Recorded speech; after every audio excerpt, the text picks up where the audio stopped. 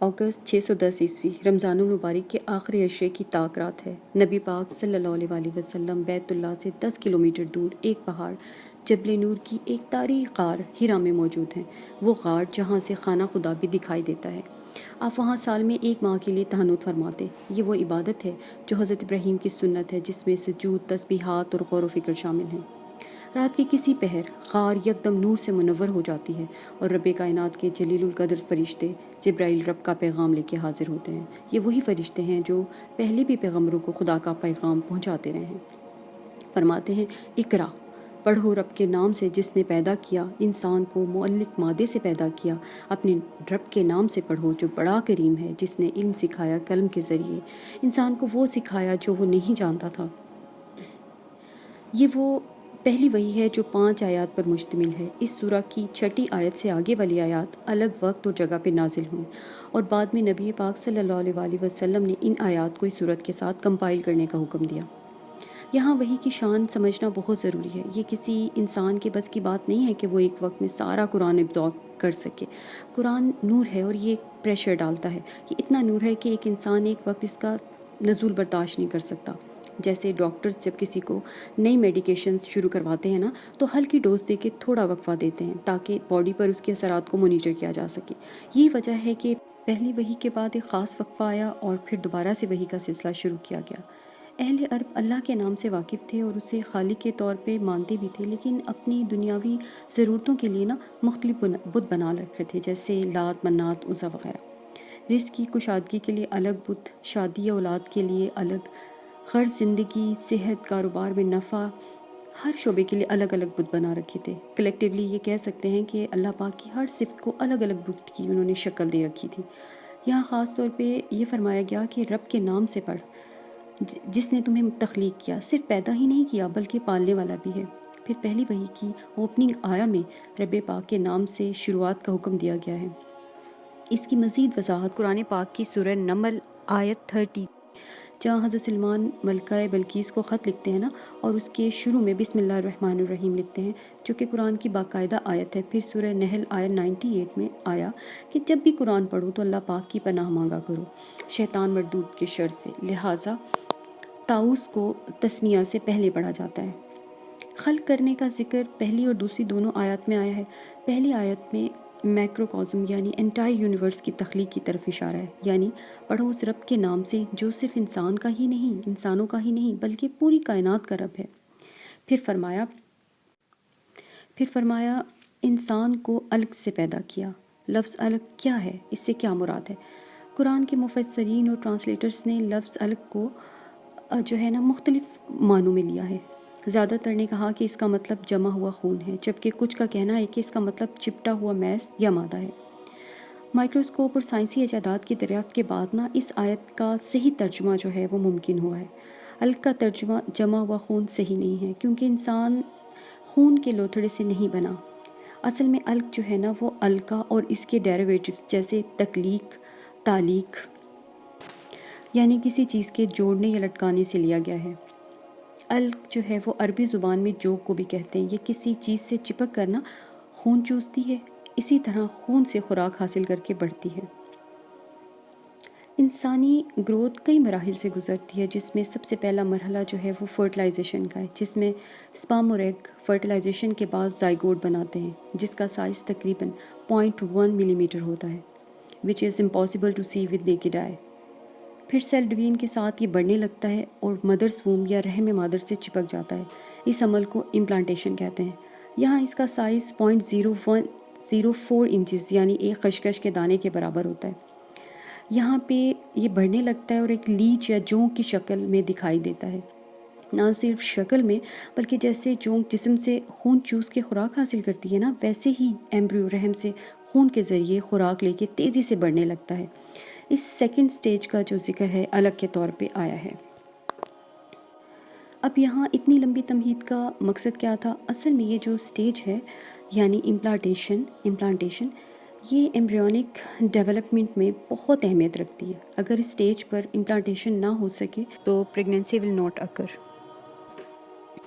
75% مس carriages کی وجہ بھی یہی امپلانٹیشن کا پراپرلی نہ ہونا ہے۔ سو الگا is an important stage from nothing to something, یعنی الگا جو ہے نا، یا الگ جو ہے، نہ ہونے سے ہونے کے درمیان کی اسٹیج ہے۔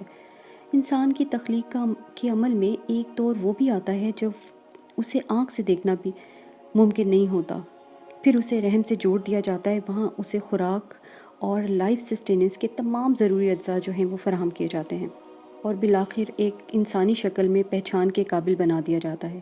اب یہاں غور کریں، رب کا ایک خوبصورت نام رحیم بھی ہے، the one who gives us unconditional love۔ وہ ہمیں کیسے پالتا ہے، کہاں کہاں سے ہماری ضرورتوں کو پورا کرتا ہے۔ اور پہلی وحی میں جو ہے نا فرمایا کہ اپنے رب کے نام سے پڑھو، جو صرف تخلیق کار ہی نہیں بلکہ رازق، مالک، کریم، لطیف، المصور بھی ہے۔ رب وہ خوبصورت ہستی ہے جس میں اس کی 99 صفات آ جاتی ہیں۔ باقی ہر صفت کا تو اپنا الگ مزاج ہے نا، لیکن رب ان تمام صفات کا مجموعہ ہے۔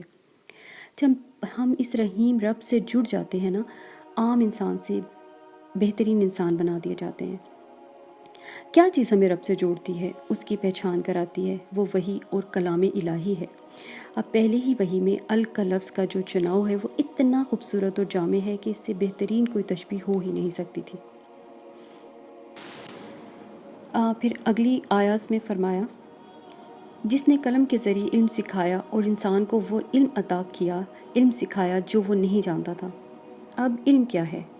The sum of what is known is called علم، یعنی ہمارے جانے ہوئے کا حاصل علم کہلاتا ہے۔ علم کے حصول کے 3 طریقے ہیں۔ پہلا طریقہ ہے perceived knowledge یا ادراک۔ اس کے لیے حواس خمسہ یا 5 سینسز یعنی آبزرویشن، دیکھنا، سننا، چھونا، محسوس کرنا وغیرہ ہے۔ اور پرسیو نالج کا جو سلسلہ ہے نا، وہ بچے کی پیدائش کے ساتھ ہی شروع ہو جاتا ہے، اور جیسے جیسے وہ بڑھتا ہے اس کا پرسیو نالج بھی بڑھنے لگتا ہے، اور اسے حاصل کرنے کے لیے کسی کو آکسفورڈ یا ہارورڈ جانے کی ضرورت نہیں ہوتی، بس غور و فکر کرنا ہوتا ہے۔ غور و فکر سے ہمارا ذہن خود ہی کسی نتیجے پہ پہنچ جاتا ہے۔ اب یہ پرسیو نالج بہت اہم ہے زندگی کو بہتر انداز میں گزارنے کے لیے، لہٰذا آنے والی نسلوں کے لیے اسے محفوظ بھی کیا جاتا ہے۔ ابتدا میں انسان جو بھی سوچتے، دیکھتے، محسوس کرتے، چٹانوں اور درختوں پر جو ہے اس کو مختلف اشکال کی شکل بنا کر محفوظ کر لیا کرتے تھے۔ اس کے لیے قلم کی جو ہے نا ابتدائی شکل یعنی کسی جانور کی نوکیلی سینگ وغیرہ استعمال کرتے۔ پھر انسان نے پرندوں کے پروں سے لکھنا شروع کیا، اور پھر مزید مختلف انداز کے پین بننے لگے۔ پین اصل میں پن یا نوکیلی چیز کو کہتے ہیں جس سے لکھا جا سکے۔ وہ کہتے ہیں نا کہ ضرورت ایجاد کی ماں ہوتی ہے، لہٰذا جیسے جیسے پرسیو نالج بڑھا، اس کو محفوظ یا پرزرو کرنے کی ضرورت بھی بڑھنے لگی، اور انسان کے شعور جیسے جیسے ترقی کرنے لگا، پین کی جگہ تیز رفتار ٹائپ رائٹر نے لے لی، پھر اس کی جگہ کمپیوٹر کی بورڈ آ گئے، اور اب جو ہے نا لیپ ٹاپ اور موبائلز میں بھی یہ فیسلٹی موجود ہوتی ہے۔ اب تو پین اتنا ایڈوانس ہو گیا ہے کہ جسٹ آپ موبائل مائک پر بولتے ہیں اور قلم خود بخود حرکت میں آ جاتا ہے، اور الفاظ جو ہیں وہ ٹائپ ہونے لگتے ہیں۔ آنے والے وقت میں شاید ابھی ہم سوچیں گے اور سب کچھ لکھا جائے گا۔ جو علم کتابوں سے حاصل کیا جاتا ہے نا، اس سے ایکوائرڈ نالج کہتے ہیں، اور اسی پر ہمارا تمام جو ایجوکیشنل سسٹم ہے نا وہ بیس کرتا ہے۔ کسی انسان کا پرسیو نالج جب محفوظ ہو کے دوسروں تک پہنچتا ہے تو اسے ایکوائرڈ نالج کہتے ہیں، اور درمیان میں ذریعہ پین بنتا ہے، چاہے اس کی کوئی بھی ایڈوانس فارم ہو۔ لہٰذا ایکوائرڈ نالج کسی نہ کسی کا پرسیو نالج ہی ہوتا ہے۔ تیسرا ذریعہ جو ہے وہ ڈیوائن نالج ہے، یعنی وحی۔ یہ نالج ان منتخب انسانوں کو عطا کیا جاتا ہے جنہیں نبی یا رسول کہتے ہیں۔ اب یہاں بھی ہمیں قلم یا پین کا ذکر ملتا ہے۔ احادیث کے مطابق اللہ پاک نے تمام مخلوقات سے پہلے قلم کو تخلیق فرمایا۔ اب یہ قلم کس ایڈوانس لیول کا ہوگا، ابھی ہماری عقل اور شعور علم کی اس معراج تک نہیں پہنچ پائے۔ بہرحال رب نے قلم کو حکم دیا لکھو، تو اس نے تمام مخلوقات کی پیدائش سے لے کے ان کے خاتمے یعنی قیامت تک کا جو ہے نا ماسٹر پلان، ماڈل یا گیم پلان بنا لیا، جس سے پری ڈیسٹینیشن یا لوح محفوظ کہتے ہیں۔ اب وہی یا ڈیوائن نالج کیا کرتا ہے؟ یہ ہمارے پرسیوڈ اور ایکوائرڈ نالج کی ڈائریکشنز کو درست کرتا ہے۔ ایک بہترین انسان کا کردار کیسا ہونا چاہیے، اس کے سوچنے کا ڈھنگ کیا ہو، باقی مخلوقات اور انسانوں کے ساتھ بیہیویئر کیسا ہو۔ پھر یہ کہ خالق کی پہچان کرواتا ہے جس نے ہمیں بے مقصد پیدا نہیں کیا، اچھا، اکثر لوگ یہ سوال کرتے ہیں کہ ہمارے پیارے نبی محمد صلی اللہ علیہ وآلہ وسلم امی یا ناخواندہ کیوں تھے؟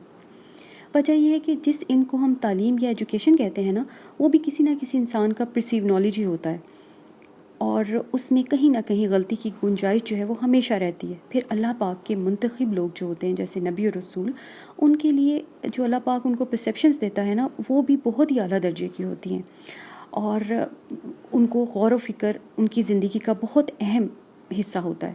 اس بات کو اس طرح کھول سکتے ہیں کہ ایک عام انسان کو ریئلٹی آف لائف کو جاننے میں ایک عمر لگ جاتی ہے، پھر وہ شعور کی اس سطح پر پہنچتا ہے نا کہ جہاں اسے فہم اور وسڈم حاصل ہوتا ہے۔ ہم اپنی 5 سینسز سے ڈیٹا اکٹھا کرتے ہیں، کچھ دیکھ کر، کچھ سن کر، پڑھ کے، محسوس کر کے، پھر دماغ اس ڈیٹا کو نا پروسیس کرتا ہے اور اس کو انفارمیشن کی شکل میں محفوظ کر لیتا ہے۔ اس انفارمیشن کو نالج کہتے ہیں۔ اب یہ علم دماغ میں محفوظ ہے، اس کے باوجود اگر ہم روزمرہ کے معاملات میں صحیح ڈیسیژن لینے سے قاصر ہیں اور کسی نتیجے تک نہیں پہنچ پاتے، تو ایسا علم گدے پر کتابوں سے زیادہ کچھ نہیں ہے۔ لہٰذا جب علم بہترین عمل بنتا ہے نا، تو اسے فہم و فراست یا وزڈم بولتے ہیں۔ اسے ایسے سمجھ سکتے ہیں کہ ایک شہد کی مکھی کو ایک قطرہ شہد بنانے کے لیے تقریباً 200 پھولوں کا نیکٹر کلیکٹ کرنا پڑتا ہے۔ اسی طرح کسی ایک نقطے پر پہنچنے کے لیے بعض اوقات کئی کتابوں کی ورد گردانی جو ہے وہ کرنی پڑتی ہے، تب ایک صحیح بات ہاتھ آتی ہے۔ جیسے پیاسا کوا یا تھرسٹی کراؤ تو سب نے پڑھی ہوگی بچپن میں۔ اب پوری سٹوری کا جو حاصل ہے وہ ہے ٹرائی اگین، ہمت نہ ہارو، کوشش کرتے رہو۔ اللہ پاک کا اپنے سلیکٹیو لوگوں پر یہ بڑا کرم ہوتا ہے کہ وہ انہیں اس بیچ کی مشقت سے بچا لیتا ہے، جو ڈیٹا کلیکشن، انفارمیشن اور لوگوں کے پرسیو نالج سے پھر جو ایکوائرڈ نالج بنتا ہے جس میں غلطی کی گنجائش ہوتی ہے۔ اللہ اس تمام مشقت سے ان کو بچا لیتا ہے اور ایک تیار شدہ بہترین علم جو اعلیٰ ترین ادراک اور فہم و فراست پر مبنی ہوتا ہے نا، عطا فرما دیتا ہے وحی کی صورت میں۔ ہر چیز نہ ہونے سے ہونے کا سفر کر رہی ہے، جو رب کے کن کہنے سے شروع ہوا، چاہے کائنات ہو، انسان کی تخلیق کا پروسیس ہو یا علم ہو۔ کائنات نتھنگ سے پیدا ہوئی اور تب سے مسلسل پھیل رہی ہے۔ ہم انسان بھی نتھنگ سے ایک قابل شناخت شکل میں ڈھالے جاتے ہیں اور پھر اپنے انجام کو پہنچا دیے جاتے ہیں، اور یہ سب اس رب کے ڈیزائن کردہ پلان کے مطابق ہوتا ہے۔ اسی کے علم سے سارے علوم کی شاخیں نکلتی ہیں، اور جب آپ علم کا سفر کر رہے ہوتے ہیں نا، جو علم بڑھتا ہے، آپ کو اپنی کم علمی بے بسی کا احساس شدت سے ہونے لگتا ہے کہ ہم کچھ بھی نہیں جانتے۔ وجہ یہ کہ اس کا علم ایک لامتناہی سمندر ہے جس کا کوئی کنارہ نہیں ہے، کہیں دکھائی نہیں دیتا اس کا کوئی کنارہ، اور ہماری زندگی بھر کے علم کی اوقات ایک چڑیا کی چونچ میں موجود پانی کے قطرے سے بھی کم ہے۔ So, if you want to play safe, must fully and truly trust Allah Almighty, the one and only رب العالمین۔ خوش رہیں، آباد رہیں۔